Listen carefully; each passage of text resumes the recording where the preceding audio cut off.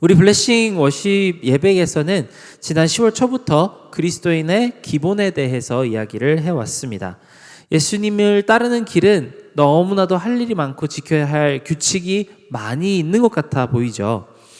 하지만 우리는 세상의 사람들이 생각하는 그 교회의 규칙들에 대해서는 이 예배 동안에선 한 번도 살펴보지 않았습니다.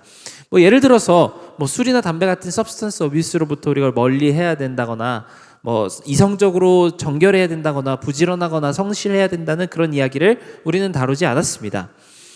이런 것들은 신앙인들이 가지고 있어야 되는 율법이라기보다는 모든 사람들이 마땅히 해야 되는 도덕률에 해당하는 이야기죠. 우리가 해야 한다는 사실에는 변함이 없지만 우리가 크리스천이기 때문에 예수님을 사랑하기 때문에 더 주의를 기울여야 하는 기본은 따로 있었습니다. 우리가 하나님과 더 가까워지는 것과 교회 공동체가 하나가 되고 그리고 우리가 속한 이 사회 속에서 빛과 소금이 되는 것이 우리에게 더 중요한 기본이라고 우리가 살펴왔습니다.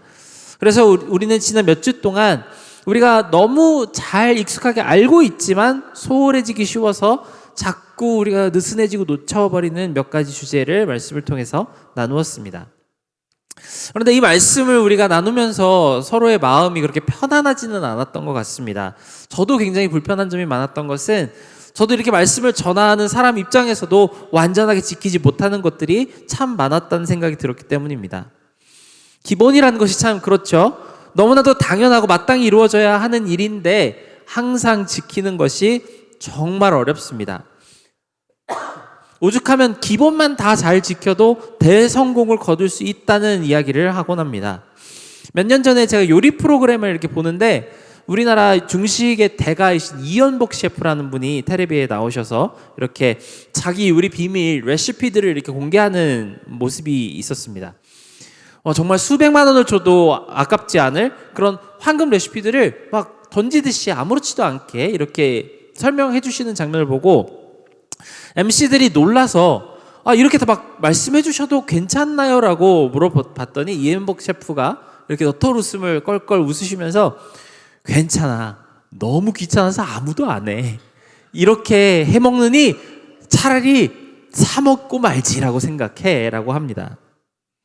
사실 어느 영역이든지 거장들은 기본을 가장 잘 지키는 사람들일 것입니다.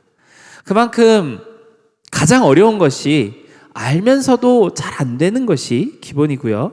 이것은 신앙에도 마찬가지입니다. 특히 신앙의 기본들은 무엇보다도 더 심각한 면들이 있습니다. 그저 행동적인 것을 뛰어넘어서 우리의 마음과 의지까지 다스려야 하는 것이기 때문에 그 무엇보다도 더 힘든 면이 있습니다. 가령 예를 들어서 하나님 찬양하는 것은 어떤가요? 여러분은 의지적으로 하나님 기뻐하려고 마음을 먹으면 마치 온오프 스위치를 껐다 킬 수 있는 것처럼 언젠가 나 찬양해야지 그러고 온 스위치 올리고 하나님의 기쁨이 마치 수도꼭지에서 물 나오듯이 그런 마음이 흘러나오시나요? 그렇지 않을 때가 훨씬 더 많습니다. 참 하나님을 온전히 기뻐하고 즐거워한다는 것부터서가 우리가 항상 그 마음을 지키기가 너무 어렵습니다. 저는 우리 찬양팀 볼 때마다 항상 놀라는 부분인데요. 그리고 참 은혜가 되는 부분인데 각자 참 종종 삶이 많이 힘들고 어려울 때가 있을 텐데도 우리 멤버들은 항상 찬양에 집중하고 하나님 기뻐하는 모습으로 예배를 드리는 것을 우리는 볼 수 있습니다. 근데 그게 참 쉽지가 않습니다. 그것도 한 번, 두 번 이렇게 하는 것이 아니고 매주 꾸준히 이렇게 한다는 것은 스스로의 힘이라기보다는 하나님이 도와주시지 않는다면 우리는 할 수 없는 일이 분명합니다. 그리스도인이 항상 기본기 속에 사는 것은 정말 하나님이 도움 없이는 불가능한 일입니다. 성경을 곰곰이 살펴보면 그런 내용들이 참 자주 등장하는 것을 볼 수 있습니다. 매번 실패하고 하나님께 실망감을 안겨드립니다. 그들이 하나님을 맨 처음 만났을 때 그 첫사랑의 순간엔 너무나도 놀라운 은혜와 구원이 있었죠. 이런 경험이 있는데도 불구하고 하나님으로부터 멀어지는 것이 이해가 가지 않을 정도로 놀라운 은혜가 있었습니다. 출애굽기 때 하나님의 힘으로 거대한 제국 애굽이 이집트가 무너지는 것도 봤고 바다가 갈라지는 것도 봤고 하늘에서 먹을 것이 떨어지는 것도 봤습니다. 사막에 있는 커다란 바위에서 물이 솟아나는 것도 봤고, 고기가 너무 먹고 싶을 때 메추리라는 작은 새가 수억 마리 하늘에서 떨어져 있는 것도 보았습니다. 그런 놀라운 순간에 하나님께서 그들이 지킬 수 있을 만한 법 딱 10개를 주셨죠. 그것도 터무니없이 지키기 어려운 법도 아니고 마음만 먹으면 얼마든지 할 수 있는 그 법 10가지를 주셨습니다. 그런데 이 구약을 계속 읽어가다 보면 이 10가지 명령 중에 단 한 가지도 제대로 지키지 못하고 매번 실패하고 매번 포기해버리는 사람들의 모습을 보게 됩니다. 처음에는 한두 번씩 눈치를 보면서 이렇게 한 개씩 두 개씩 어기다가 나중에는 아주 열심을 다해서 기본으로부터 멀어지는 모습을 볼 수 있습니다. 심지어는 하나님 앞에서 항상 첫사랑을 유지하려고 노력하는 사람들을 무시하고 괴롭히는 장면도 쉽게 찾아볼 수 있습니다. 우리는 이렇게 기나긴 실패의 역사를 통해서 우리 스스로의 모습을 발견할 수 있습니다. 우리 또한 매일 신앙의 삶을 살면서 기본 지키지 못하고 항상 하나님과의 관계 앞에 바로 서지 못하는 모습을 또한 가지고 있기 때문입니다. 잘해보려고 아무리 노력을 해도 우리 힘으로는 도저히 이겨낼 수 없는 상황들이 생기게 됩니다. 예배에 대해서도 찬양에 대해서도 기도와 말씀에 대해서도 그리고 공동체에 대한 이 한결같은 마음과 자세를 우리가 지키려고 할 때 항상 커다란 도전에 부딪히게 됩니다. 예를 들어서 누군가가 11조를 꼬박꼬박 내야지, 나 이제 헌금 생활 잘해야지라고 마음을 먹겠다고 한번 가정해 보겠습니다. 처음에 몇 번은 어렵더라도 결심을 잘 지켜나가는 그런 뿌듯함이 있을 것입니다. 그런데 갑자기 그 다짐을 지키기 어려운 순간들이 우리 삶에 찾아오곤 하죠. 생각하지도 못했던 메디컬 빌 같은 게 날아올 때도 있고, 이제 블랙 프라이데이가 다가오고 있는데 내가 너무나도 갖고 싶었던 그 물건이 번개 세일을 할 때 우리는 11조와 블랙 프라이데이 세일 앞에서 고민을 하게 됩니다. 잘 나가던 차가 고장이 나기도 하고 갑자기 친한 사람이 떠나야 돼서 우리가 무언가 온정을 베풀고 싶은 마음이 들기도 합니다. 그럴 때마다 우리는 하나님 이번 한 번만 봐주시면 안 될까요? 하는 마음으로 잠시 우리가 가지고 있었던 다짐들을 내려놓기 시작합니다. 근데 그렇게 한 번 내려놓는 게 어렵지 다음부터는 너무 쉽습니다. 이런 하나님과 나와의 관계 사이에서 작은 내려놓음들이 모이면 하나님과의 긴밀했던 관계가 조금씩 깨어져 나가기 시작합니다. 우리는 하나님으로부터 한 발자국씩 뒤로 멀어지게 됩니다. 그리고 우리는 이미 우리가 했던 그 결심들을 쉽게 잊어버리고 하나님보다 더 소중한 나의 일상, 나의 욕심, 내 삶에 파묻혀서 그렇게 살아가게 됩니다. 그러다가 어떤 계기가 되어서 지금 내가 하나님과의 관계 안에서 얼마나 먼 거리까지 뒷걸음질을 쳤는지 보게 되면 그때는 하나님이 목소리가 들리지 않을 만큼 내가 멀리 왔다는 사실을 알게 될 것입니다. 안타깝게 그럴 때는 주로 우리가 가장 하나님이 많이 필요하고 절대 인간적으로 감당할 수 없는 일들을 앞두고 있을 때 내가 하나님으로부터 멀리 떠나왔다는 사실을 깨닫게 되죠.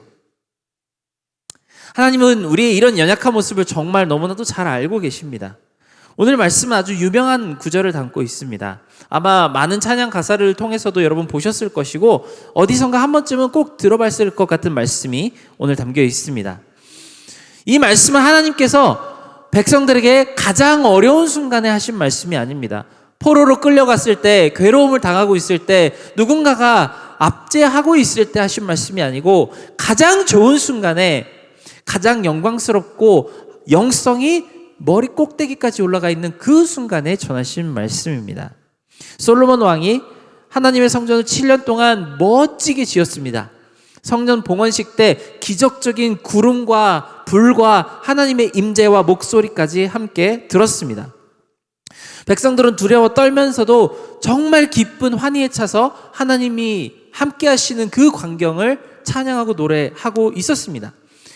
그 일이 지난 후에 얼마 지나지 않아서 솔로몬 왕에게 하나님께서 응답하신 말씀이 바로 오늘의 말씀입니다. 언젠가는 이 백성들이 반드시 하나님을 배신할 것이고 하나님 대신에 우상을 섬길 것이고 이기적인 욕심을 채우기 위해서 수단과 방법을 가리지 않고 악한 길을 찾아 헤맬 것이라고 예언하셨습니다.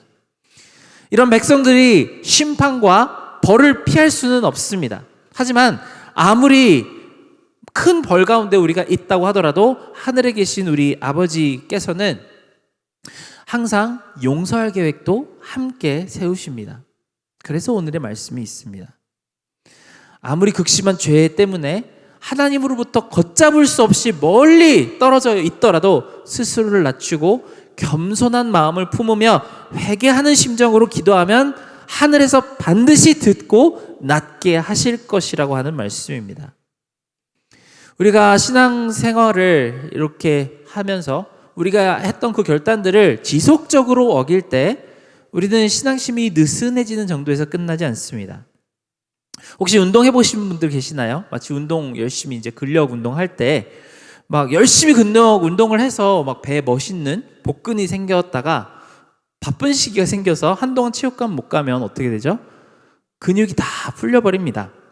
근데 운동의 경우에는 이것이 큰 문제는 아닌 것 같습니다. 다시 열심히 체육관 끊어서 운동 프로그램을 따라가다 보면은 몸은 다시 근육을 회복할 수 있습니다. 하지만 관계는 그렇지가 않습니다. 이 사람과 사람 사이의 마음이란 것은 그냥 마음대로 했다가 바쁘면 말았다가 그렇게 해서 빌드업을 해나갈 수가 없습니다. 물론 마음이 넓어서 이해해 줄 수는 있겠죠. 그런데 궁극적으로 신뢰가 쌓이지는 않습니다.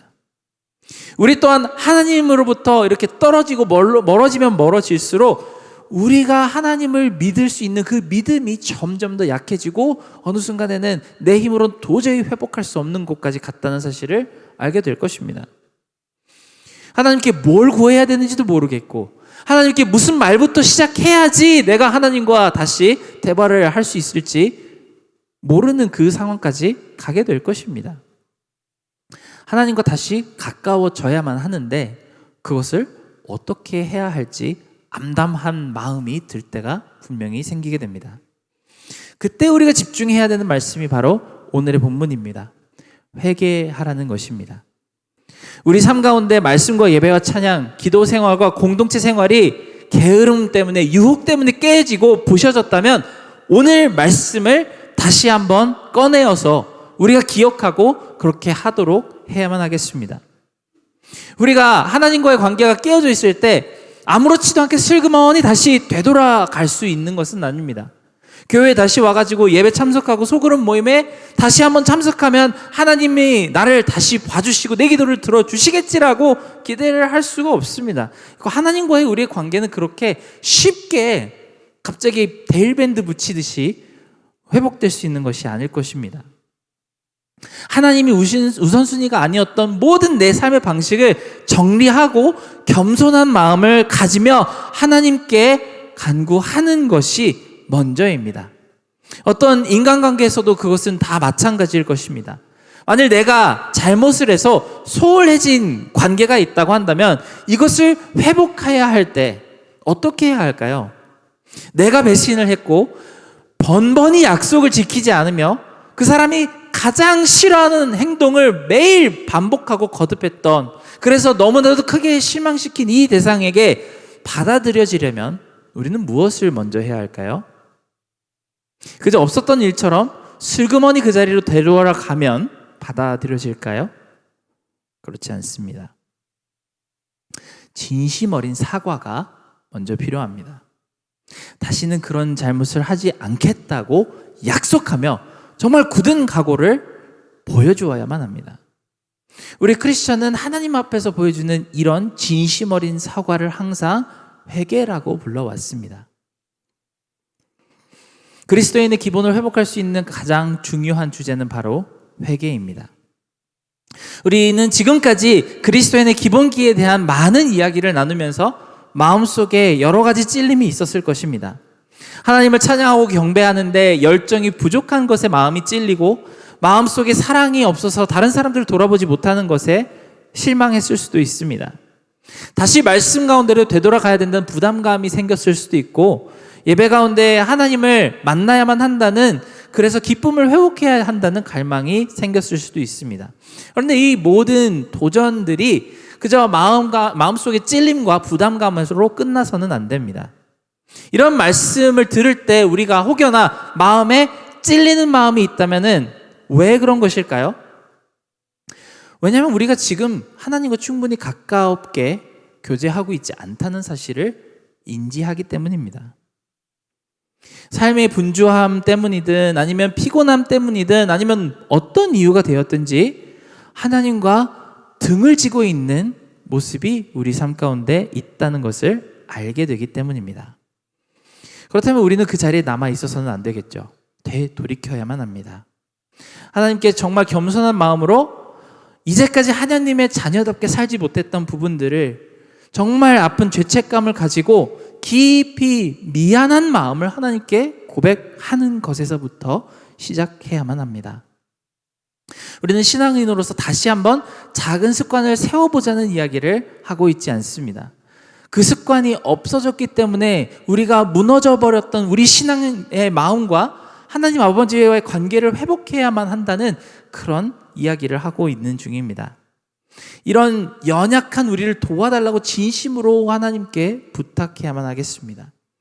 그럴 때 하나님은 반드시 우리의 기도를 듣고 우리의 연약함을 회복시켜 주시겠다고 약속하십니다.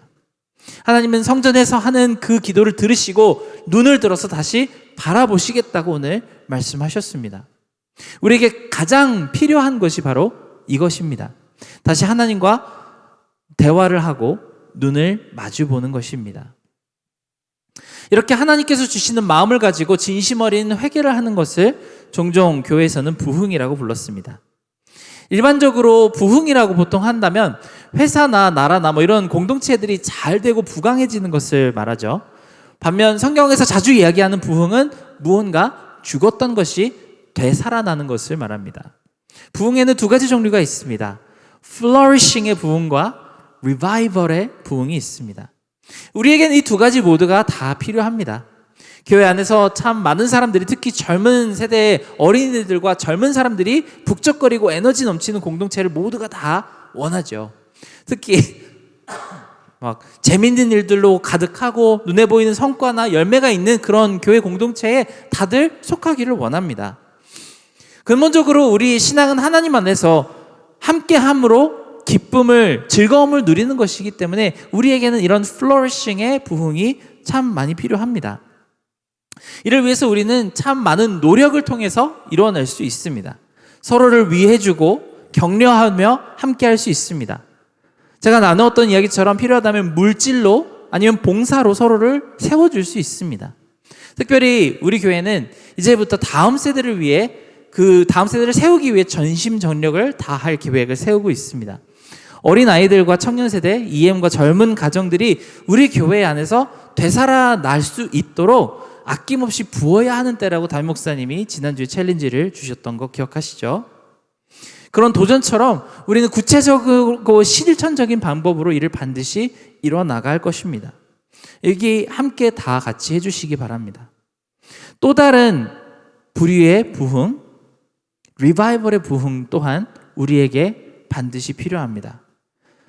영적으로 죽은 것 같고 하나님과의 관계가 싸늘하게 식어버린 심정에 다시 한번 불길을 붙여 살아나게 하는 부흥은 오직 겸비한 마음, 겸손한 마음에서부터 일어납니다.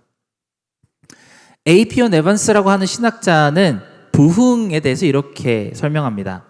침체 상태에 있는 영적인 삶을 성령님께서 다시 살게 하는 것이다. 교회사학자인 얼케언스라고 하는 분은 부흥이란 하나님의 백성들이 그들의 영적 침체의 위기에서 회심한 후 기도와 말씀을 통해 더 역동적인 영적인 삶, 증거, 그리고 사역의 상태로 회복시키시는 성령님의 일이라고 말합니다.